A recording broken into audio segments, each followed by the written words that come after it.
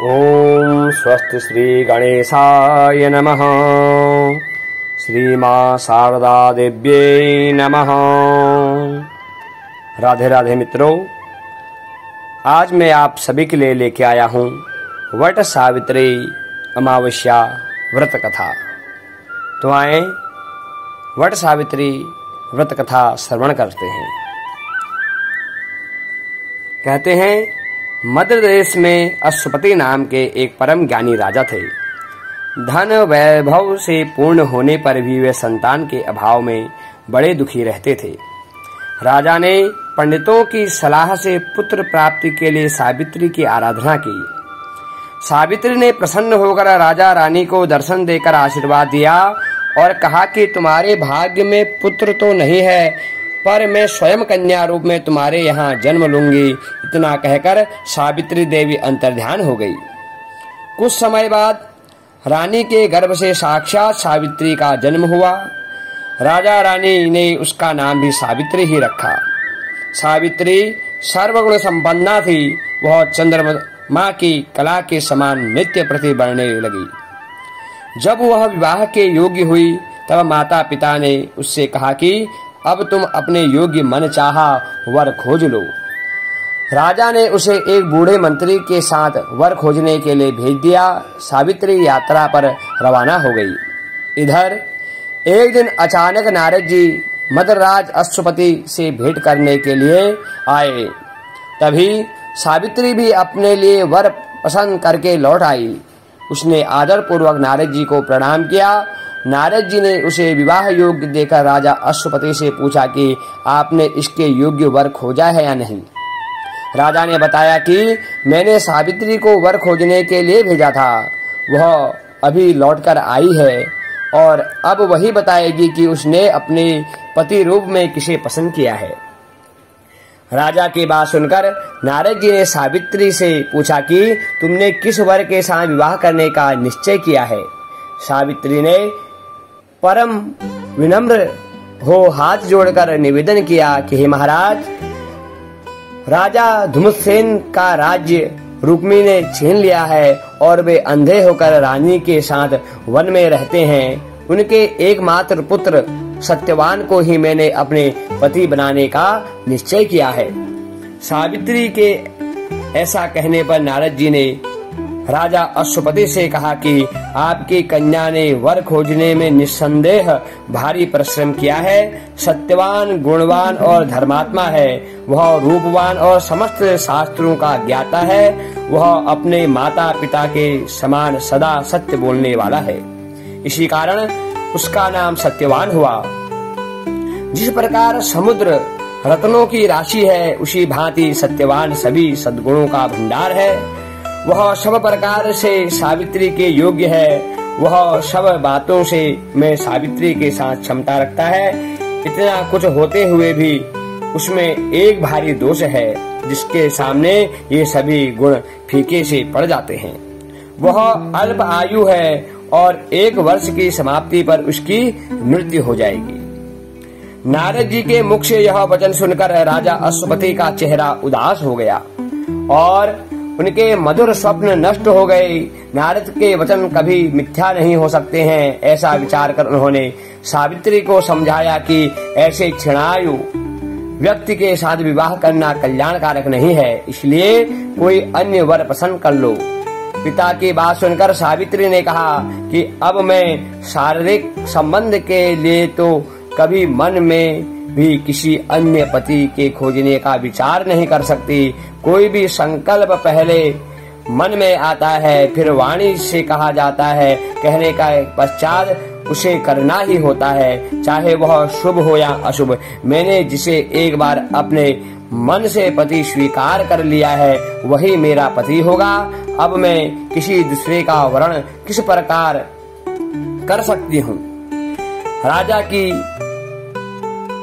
एक ही बार आज्ञा देता है। राजा भी जो है एक ही बार आज्ञा देता है और पंडित जी भी एक बार ही प्रतिज्ञा करते हैं और कन्यादान भी एक ही बार होता है। जैसा भी है, अब सत्यवान मेरा पति है। मुझे उसके दीर्घायु या अल्पायु होने से कोई हर्ष विषाद नहीं है।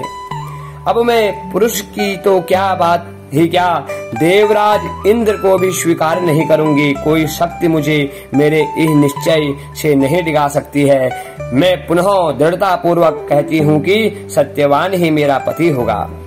सावित्री का ऐसा दृढ़ संकल्प सुनकर नारद जी ने राजा अश्वपति को सम्मति दी कि तुम्हें सावित्री का विवाह सत्यवान के साथ ही कर देना चाहिए, यही उचित प्रसिद्ध होता है। इस प्रकार राजा को समझा बुझाकर नारद जी अपने स्थान को चले गए। राजा अश्वपति ने भगवान के मंगलमय विधान एवं विश्वास करके विवाह की समस्त सामग्री इकट्ठा की और कन्या तथा बूढ़े मंत्री को साथ लेकर धुमसेन की तपोभूमि में पहुंच गए। वहां पर राजा धुमसेन अपनी रानी और राजकुमार सत्यवान के साथ रहते थे। अश्वपति ने उनके पास पहुंचकर अपना नाम बताते हुए उनके चरणों में प्रणाम किया। धुमसेन ने अश्वपति के आने का कारण पूछा तो उन्होंने बताया कि मेरी कन्या सावित्री ने आपके सुपुत्र सत्यवान के साथ विवाह करने का निश्चय किया है। मैं भी इससे सहमत होकर विवाह की तमाम सामग्री लेकर आपकी सेवा में उपस्थित हुआ हूँ। राजा की बात सुनकर धुमसेन उदास हो गए और उन्होंने कहा कि अब आप में और मुझ में कैसी समता, आप राज्यासीन राजा और मैं राज्य भ्रष्ट रंक, इस पर भी हम दोनों अंधे हैं, निर्धन हैं और वन में रहते हैं। आपकी कन्या ने वन में भारी कष्टों को न जानकर ही ऐसा विचार कर लिया है। महाराजा अश्वपति ने कहा कि सावित्री ने इन सब बातों पर भली प्रकार विचार कर लिया है। वह कहती है कि जहाँ मेरे सास ससुर और मेरे पतिदेव निवास करते हैं वहीं मेरे लिए बैकुंठ है। सावित्री के ऐसे दृढ़ निश्चय को सुनकर धुमसेन ने विवाह की स्वीकृति दे दी। शास्त्र सम्मत रीति से सावित्री का विवाह सत्यवान के साथ करके राजा अश्वपति तो अपनी राजधानी को लौट गए और उधर सावित्री मनचाहे पति सत्यवान को पाकर सुखपूर्वक वन में रहने लगी। नारद जी के वचन हर समय सावित्री के कानों में गूंजते रहते थे। वह एक एक दिन गिन रही थी। उसने जब पति की मृत्यु का दिन निकट आया जाना तो 3 दिन पहले से ही उसने उपवास आरंभ कर दिया। तीसरे दिन अपने पितरों का पूजन किया। वही दिन नारद जी ने सत्यवान की मृत्यु का बताया था। रोज की भांति उस दिन भी सत्यवान अपने समय पर कुल्हाड़ी और टोकरी लेकर लकड़ी काटने के लिए वन में जाने लगा तो सावित्री ने स्वयं भी उसके साथ चलने का आग्रह किया। सत्यवान ने उस माता पिता की सेवा के लिए वहीं ठहरने की सम्मति दी और तब सावित्री अपने सास ससुर से सत्यवान के साथ वन में जाने की आज्ञा ले आई और उसके साथ वन को चलने की तैयारी की। सत्यवान ने वन में पहुंचकर फल फूल तोड़े और बाद में लकड़ी काटने के लिए एक वृक्ष पर चढ़ गया। वृक्ष के ऊपर ही सत्यवान के सिर में भारी पीड़ा होने लगी। वह वृक्ष से नीचे उतर आया और सावित्री के जंघाओं पर अपना सिर रखकर लेट गया और कुछ देर बाद सावित्री ने अनेक दूतों के साथ यमराज को हाथ में पास लिए हुए देखा। पहले तो यमराज ने सावित्री को देवी विधान कहकर सुनाया और फिर वे सत्यवान के अंगुष्ठ मात्र जीव को लेकर दक्षिण दिशा की ओर चले गए। सावित्री भी यमराज के पीछे पीछे चलने लगी। जब बहुत दूर तक भी उसने यमराज का पीछा न छोड़ा तो उन्होंने उससे कहा कि हे पतिव्रते, जिस सीमा तक एक मनुष्य दूसरे मनुष्य का साथ दे सकता है वहां तक तुमने अपने पति का साथ दिया। अब तुम घर लौट आओ। अब आप घर लौट जाओ। सावित्री ने कहा, धर्मराज, जहाँ मेरा पति जा रहा है वहीं मुझे भी जाना चाहिए। यही सनातन धर्म है। पतिव्रत के प्रभाव और आपकी कृपा से कोई भी मेरी गति नहीं रोक सकता। सावित्री के ऐसे धर्मपूर्ण वचन सुनकर यमराज ने प्रसन्न होकर उसे एक वर मांगने के लिए कहा। सावित्री बोली कि मेरे सास ससुर वन में रहते हैं और अंधे हैं। मैं आपसे यही मांगती हूँ कि उन्हें दिखाई देने लगे। और यमराज ने ऐसा ही हो कहकर उसे पुनः लौट जाने की सलाह दी। यमराज की बात सुनकर सावित्री ने कहा, भगवान, जहाँ मेरे पति देव जाते हो वहाँ उनके पीछे पीछे चलने में मुझे भी कष्ट या परिश्रम नहीं है। पति परायण होना मेरा कर्तव्य है। आप धर्मराज हैं पर सज्जन हैं और सत्पुरुषों का समागम भी तो कुछ कम पुण्यों का फल नहीं है। सावित्री के ऐसे धर्म युक्त और श्रद्धा पूर्ण वचन सुनकर यमराज ने फिर कहा, सावित्री, मैं तुम्हारे वचनों से बहुत प्रसन्न हूँ। तुम मुझसे एक वरदान और मांग सकती हो।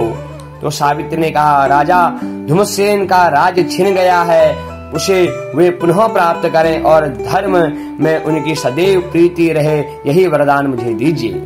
यमराज ने वरदान देकर पुनः उसको लौट जाने के लिए कहा, किंतु वह न मानी और बराबर पीछा करती रही। उसकी ऐसी दृढ़ पति भक्ति देख यमराज ने प्रसन्न होकर उसे तीसरा वरदान देने की इच्छा प्रकट की। तब सावित्री ने अपने पितृकुल की भलाई को दृष्टि में रखकर 100 भाई होने का वरदान मांगा। यमराज ने सहर्ष वह वरदान भी दिया। सावित्री से पुनः आगे न बढ़कर लौट जाने को का आग्रह किया, किंतु सावित्री अपने प्रण पर अड़िल रही और सावित्री की ऐसी निष्ठा और दृढ़ संकल्प देखकर यमराज का हृदय पसीज हो गया और वे बड़ी कोमल वाणी से बोले, हे सुब्रते, तुम जो जो उत्तम धर्म युक्त और गंभीर युक्तिपूर्ण वचन कहती हो, तो मेरी प्रीति तुम पर बढ़ती जाती है। अतः तुम सत्यवान के जीवन को छोड़कर एक और वरदान मुझसे ले लो और अपने घर लौट जाओ।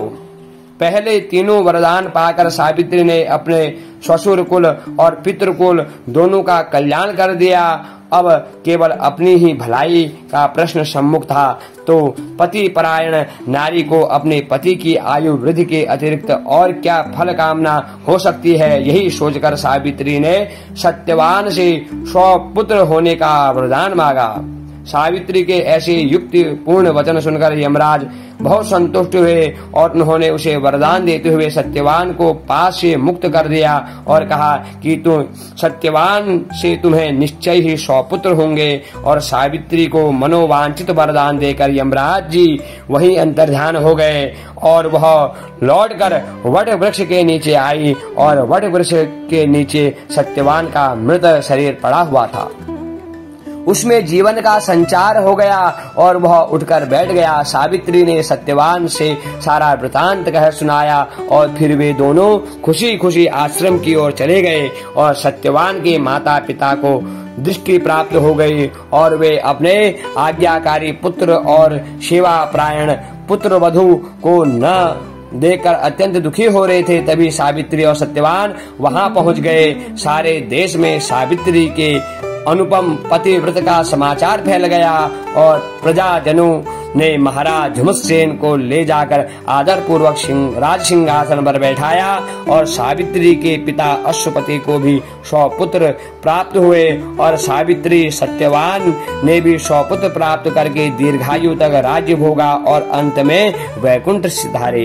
कहते हैं इसलिए हर सुहागन स्त्री को यह वट सावित्री अमावस्या व्रत अवश्य ही करना चाहिए। इससे उसके पति की आयु दीर्घायु में प्रवृत्त होती है।